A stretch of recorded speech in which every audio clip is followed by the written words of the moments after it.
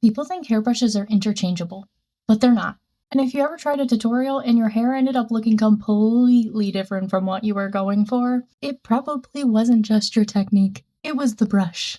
Hairbrushes aren't just defined by price or brand, they're defined by how they interact with the hair. So today we are breaking down the major hairbrush types and explaining exactly what they're built for so you can understand what they actually do.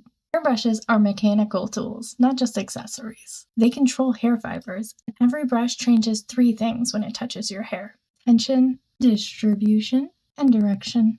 These 3 factors determine what the hair does. A brush that spreads hair across a wide surface will smooth it. A brush that wraps hair around the barrel can bend and shape it. And a brush with flexible bristles can move around knots instead of going straight through them. This is where people get brushes wrong, because your hair type alone should not be the only determining factor to which brush you need. How the brush interacts with the hair matters just as much. Most hairbrushes fall into functional categories: detangling, smoothing, shaping, volume building, and airflow styling. That means that brushes that look completely different can actually do the same job. But once you start looking at the individual brush types, you can see exactly how their structure changes the hair. Starting with one of the most recognizable brushes, the paddle brush. It has a wide, flat surface and spaced out bristles. Because of that, it distributes the hair more evenly instead of concentrating the tension in one area. That means lower tension and more control across larger sections. This is why paddle brushes are great for smoothing and detangling longer hair quickly. But they're not built for shaping. So if you're trying to create volume with one, you might just flatten everything out. Paddle brushes give you smoothness and control, but they don't create movement. Detangling brushes are built different. They have a flexible base and separated bristles. So when they hit a knot, the brush moves instead of forcing through it. That means instead of pulling, they work around the tangle. This is why they're ideal for wet hair and for reducing breakage, but they don't create tension. So if you use one of these during a blowout, you might just get frizz instead of polish.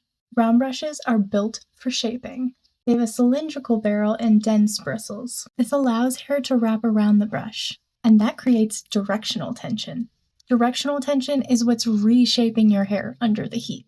This is how you get bend, curl, volume, and movement. Many round brushes use metal or ceramic barrels that heat up when you're blow drying your hair. This helps the hair to hold the shape and reduces static. The round brush is where the styling happens. But not every brush is built to shape the hair. Some are built to support the process, and some remove control completely. And that's where the results start to change. Taking us to the vented brush. Vented brushes prioritize airflow, not tension. They have openings in the base and widely spaced bristles.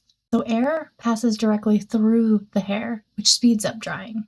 But because the tension is low, the hair isn't being held in a controlled position. So it just dries in whatever shape it's already in. That means vented brushes are faster drying, but they can't really shape or add smoothness. Then there's teasing brushes. They do the opposite. They concentrate tension into really small areas, super dense bristles, and a compact shape. That creates friction, allowing you to push the hair back towards the scalp.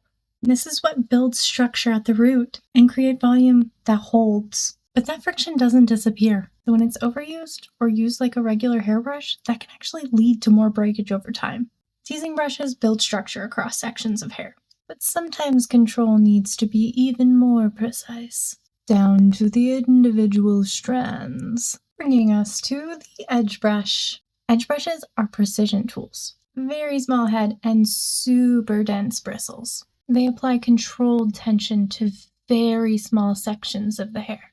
At that scale, even a slight movement can change the shape. But this is how you get those clean, defined edges, instead of soft, fuzzy baby hairs. Edge brushes aren't built for movement across the hair. They're built for detail work.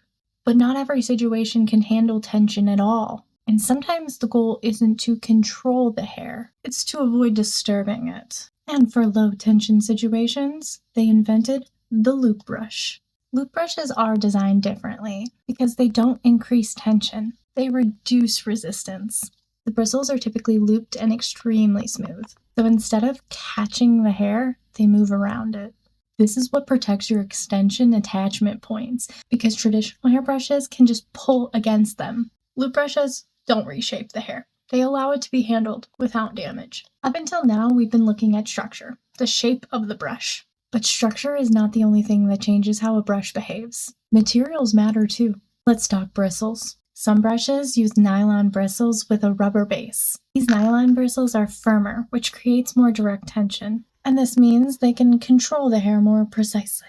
This is why brushes like Denman brushes are popular for getting curl definition. They guide the hair into shape instead of just smoothing over it. Some brushes use natural fibers, like Boar bristles. These brushes don't create high tension, but they do create consistent contact across the surface. So instead of pulling the hair, they actually redistribute oils from the scalp down the strand. This helps to smooth the cuticle while adding visible shine. Sometimes brushes combine both styles of nylon and natural fiber bristles. These are called mixed bristle brushes. The natural fibers mixed with the synthetic pins helps you get a surface smoothing effect, while maintaining a deeper tension at the same time. This allows the brush to lightly detangle while still polishing that outer layer of the hair.